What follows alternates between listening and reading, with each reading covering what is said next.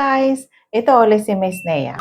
Pag-usapan natin guys yung dalawang uri ng client o buyer na magre-reserve. Ito yung pag-uusapan natin ngayon guys. Ito yung isang uri ng client na on the spot ay nag-reserve. Kumbaga dumaan siya sa booth, nag-walk-in siya sa showroom, na-explain mo lahat, details, computation. Sa isang iglap, nag-decide agad siya na mag-reserve. Mayroong ganong mga client, mayroong ganong mga buyer. Pero guys, tandaan mo, hindi lahat hindi lahat na on the spot ay tatagal. Kasi once na may na-counter yan na iba at napaliwanagan o sabihin natin na bigyan ng payo, advice, bigla yan magbaback out. Yung iba naman, kaya biglang nag-reserve, alam na nila yung mga detalye ng project, ng property na kukunin nila. Kumbaga, alam na nila, matagal na sila nag-decide. Ngayon lang, kumbaga, tumaon lang sa iyo. Kaya swerte mo. Pero, pag mga on the spot guys, kailangan mong alagaan yan.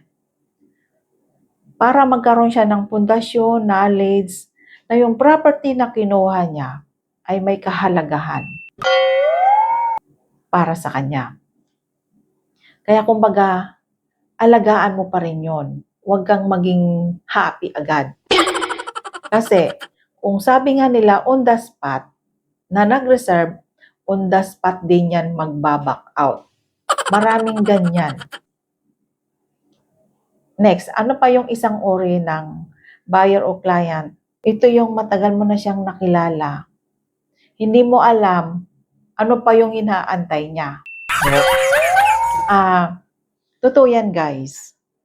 Minsan nga inabot na nga ng isang taon Minsan nga naging best friend mo na Hindi pa rin siya kumukuha. Iniisip mo tuloy, ano bang inaantay niya? Ito ba kukuha talaga o nilalaro lang ako? Mayroon talagang ganun guys. Pero, makikita mo naman yan mapag-aaralan mo naman yan. Kung naman yung sabi na, alam mo namang nakikipaglukuhan lang siya sa'yo, tapos ipatuloy ka pa rin nagbibigay ng computation, stop na. Pero, mayroon talagang ganun guys na buyer o kliyente. Nasabihin natin, ang mahalaga sa kanila yung pagkaibigan ninyo. Kumbaga yung rapport nyo, yung tiwala niya sa iyo. Kaya siya nag-reserve. Kaya siya kumuha ng property. Hindi niya inisip yung property muna. Ang inisip niya yung tiwala sa iyo. Ubaga mayroong ganong tao talaga, mayroong kanya-kanya kasi ng ugali yan kanya-kanya ng pagkakaintindi nila kung bakit sila kukuha ng property. In short, sigurista sila. Yun. Yung iba naman, kaya naman pinapatagal nila, nagtitiwala sila sa'yo kasi ikaw yung tao na tutulong sa kanila. Ikaw yung tao na malalapitan nila, inaasahan nila na mag-guide sa kanila, kaya tumagal silang kumuha. Yun yung isa ring napakagandang bagay. Kaya hindi lahat na sabing matagal kumuha ay iba yung iisipin mo.